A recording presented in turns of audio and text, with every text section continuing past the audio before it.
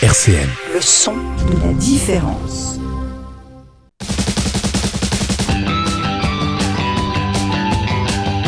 Biodiversité sur RCN.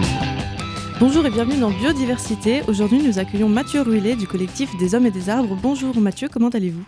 Bonjour, très bien, merci de me recevoir. Est-ce que vous pouvez vous présenter vous et votre parcours, s'il vous plaît ? Mathieu Ruillet, j'anime depuis quelques années le collectif des Hommes et des Arbres. Avant ça, j'ai travaillé dans la solidarité internationale. Donc, je suis un ancien de naissance, séchané pour les spécialistes. Je pense qu'il y en a parmi les auditeurs. Et j'ai fait mes études de biologie et écologie scientifique à la fac de Vendeuvre jusqu'en 2002. Je suis ensuite parti vers le sud, à Aix-en-Provence, pour bifurquer vers les sciences politiques dédiées aux questions environnementales. Et pour finir, j'ai passé 2 ans en sociologie des conflits d'usage autour des ressources naturelles. D'accord. Et de là, par différents hasards, j'ai embarqué dans un premier métier de solidarité internationale auprès d'une ONG qui est basée à Marseille et qui travaille sur les questions d'énergie et de climat pendant une 15aine d'années dans différents pays. Et au moment d'un projet de retour au pays, de retour à Nancy, pour des raisons familiales, j'ai retrouvé un cadre professionnel avec des hommes et des arbres en 2018, qui à l'époque était simplement une idée un petit peu folle portée par plusieurs organisations autour de Nancy, dont la métropole du Grand Nancy, qui consistait à proposer de construire ensemble un grand projet collectif autour du développement de la place des arbres, en prenant le parti de mettre autour de la table plein de structures différentes, plein de métiers différents. Donc au départ, l'idée de départ vient plutôt du monde de la recherche et de la forêt. Et puis rapidement se sont agrégés des élus de collectivités locales, le monde de l'agriculture, le monde de la santé, et tous ces acteurs-là ont monté ensemble le collectif des Hommes et des Arbres, que donc j'ai moi rejoint en tant que salarié en 2018, et depuis l'aventure continue. Et du coup, tu fais quoi maintenant dans le collectif ? Alors moi, je suis le directeur aujourd'hui de l'association qui a été créée en 2020, donc qui a été une étape un peu de formalisation de ce collectif. Donc je dirige l'association depuis maintenant, on est en quelle année ? 2025. 2025, ça fait 5 ans. D'accord. Et est-ce que tu peux nous parler des objectifs du collectif et des valeurs ? Alors, les valeurs de Des Hommes et des Arbres, même si elles ne sont pas forcément écrites dans un document de plaidoyer ou quelque chose comme ça, mais je pense que ce qui rassemble les gens qui viennent jouer l'aventure avec nous, c'est principalement l'idée que en étant de différents métiers, de différentes connaissances, de différents types d'approches autour de la question des arbres, et en se mettant autour de la table, on est capable collectivement de faire avancer des solutions face à tous les défis qui se posent aujourd'hui globalement pour notre société et pour la place qu'on y fait aux arbres et tout ce qu'on peut en tirer pour avancer ensemble dans le bon sens. Donc c'est vraiment cette notion de pour trouver les bonnes réponses, soyons le maximum de points de vue différents autour de la table pour en discuter et pour identifier les bonnes trajectoires. Ok. Et par rapport aux objectifs Alors les objectifs, concrètement, c'est de développer la place des arbres dans toutes les dimensions possibles. Alors on n'est pas du tout limitatif parce qu'en fait on travaille principalement avec des personnes qui viennent nous rencontrer avec leurs idées et leurs projets. Donc on carbure aux surprises en fait tout le temps, et ça c'est vraiment pour moi un des aspects les plus intéressants de ce travail. Ça veut dire qu'on a commencé par travailler plutôt avec des projets autour de la forêt, bien sûr, de l'arbre champêtre, de l'agroforesterie, de l'arbre en ville aussi, avec des projets de développement, de bonne santé de ces espaces arborés. Mais assez rapidement, on a travaillé aussi avec plein d'organisations qui non seulement prennent soin des arbres, mais en vivent, en tirent des activités, des matériaux, des services.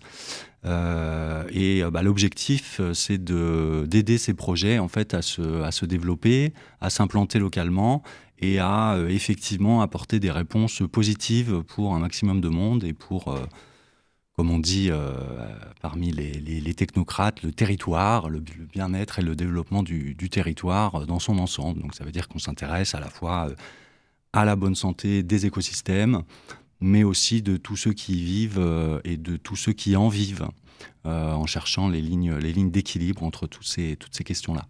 Et quand vous recevez le collectif des projets, est-ce que c'est plutôt des projets de professionnels, d'associations ou de particuliers ? Alors, pas de particulier. C'est le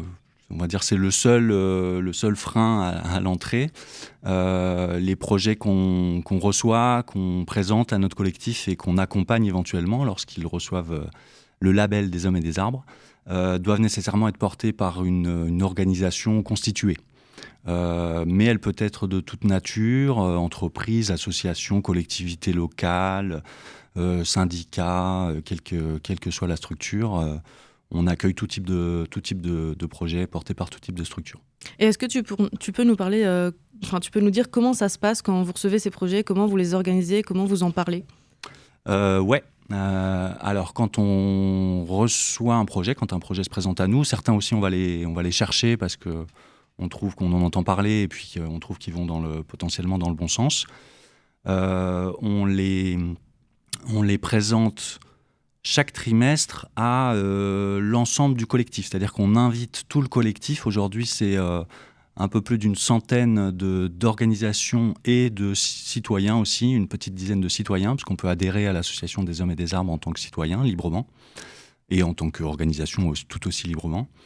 Donc on invite tout le collectif à venir découvrir ces projets-là. Alors pour motiver tout le monde, on essaye de présenter des projets de manière un petit peu intrigante ou en tout cas de mettre en avant à la fois la solution qu'ils essayent d'apporter sans trop en dire aussi. On ne révèle pas le nom du porteur du projet en fait à ce stade-là.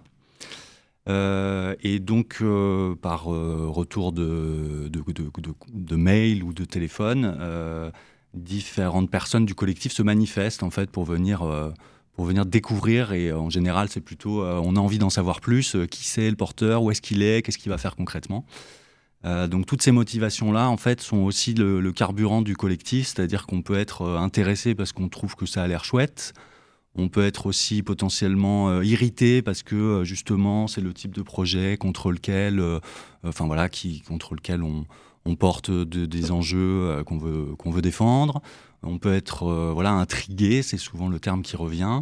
Ça peut être aussi une entreprise qui potentiellement voit là soit un partenaire, soit un concurrent. Donc en fait, tous les ressorts qui donnent envie d'en savoir plus et d'apporter son point de vue ou ses enjeux sur le projet présenté sont pour nous la façon de recruter en fait parmi les membres du collectif, des personnes qui veulent venir participer à la présentation et à l'analyse collective du projet.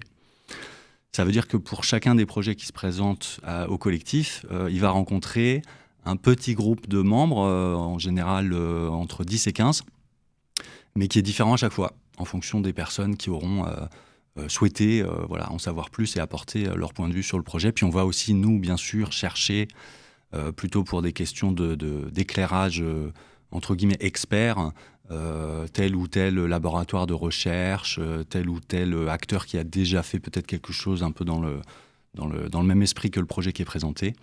Et donc nous, on va, équipe de l'association, équipe salariée de l'association, chercher aussi des personnes spécifiques pour participer à cette analyse collective. Et du coup, vous allez choisir les projets selon des critères spécifiques ?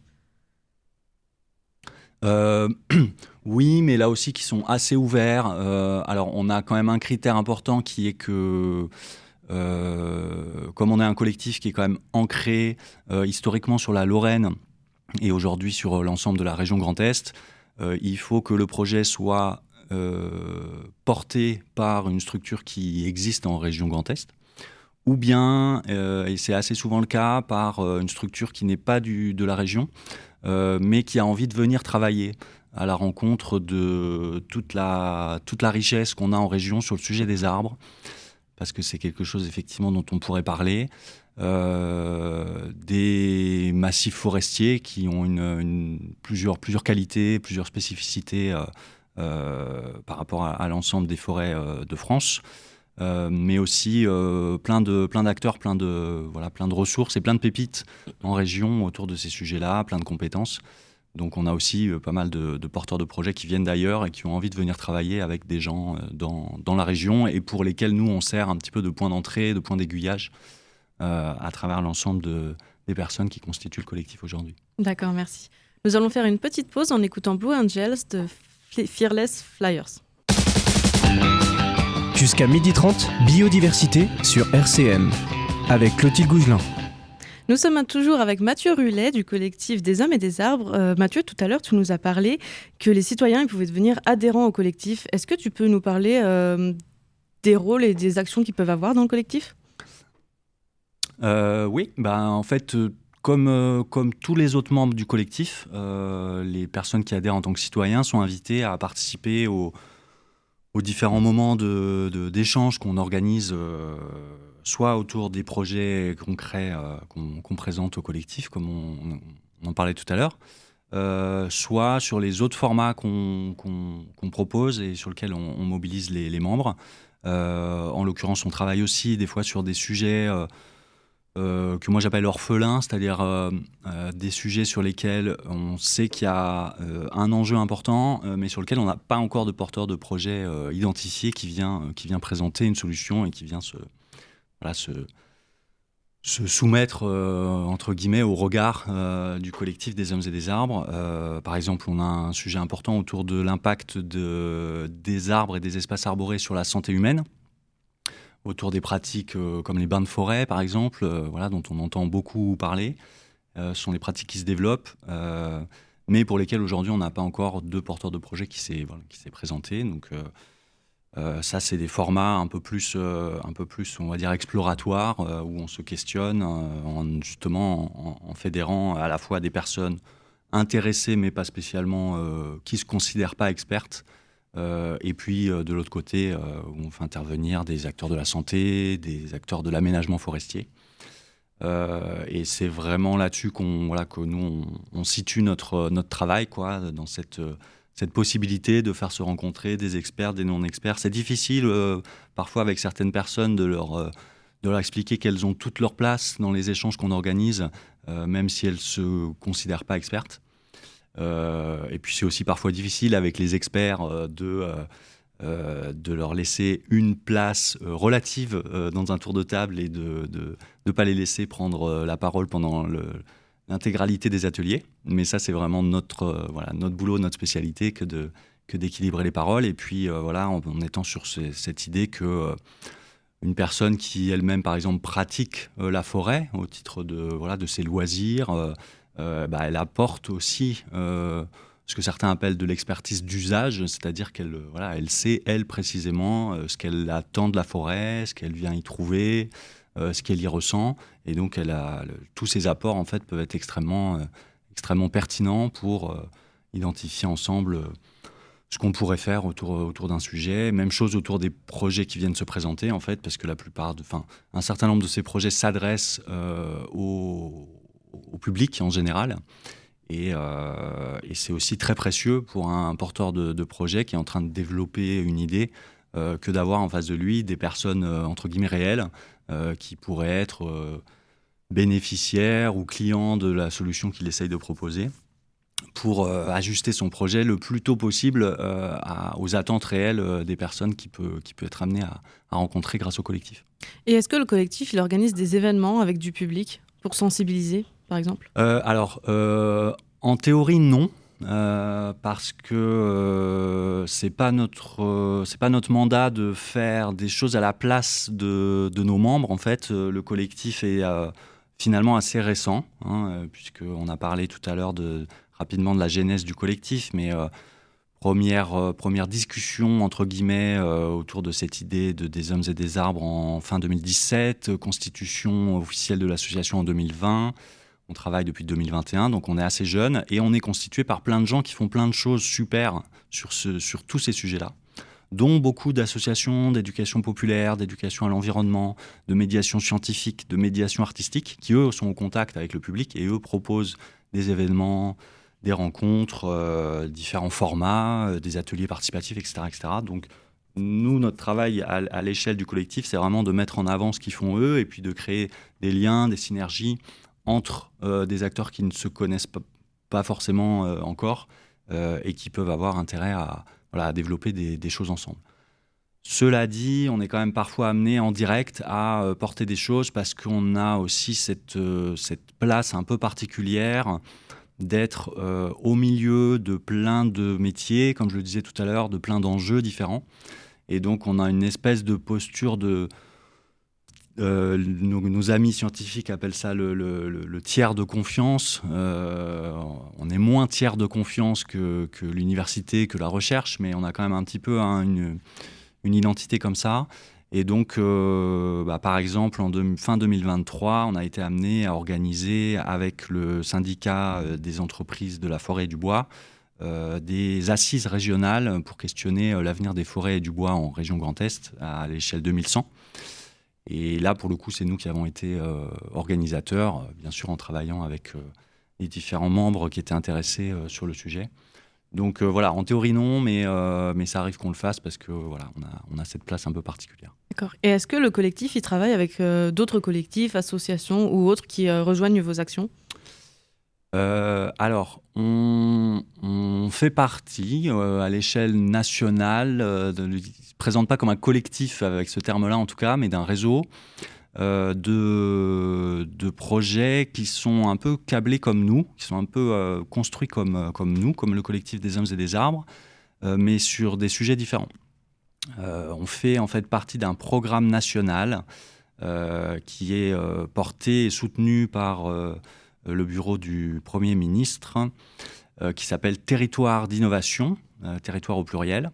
Donc on est 24 à l'échelle de la France métropolitaine et outre-mer à partager cette espèce d'objectif un peu étonnant, mais qui à nouveau qui est notre carburant, de dire on va faire avancer à l'échelle d'un territoire qui peut avoir tout type de taille. Certains des territoires d'innovation sont portés par des métropoles ou des communautés de communes, d'autres sont à des échelles plus larges comme nous à l'échelle régionale, et qui visent à faire avancer leur sujet, expérimenter sur leur sujet. Il y a en quelque sorte constituer des terrains favorables au développement de nouvelles idées, de nouvelles solutions, en prenant le parti de mettre autour de la table la recherche, les élus locaux, les citoyens, les associations, les entreprises, petites et grandes.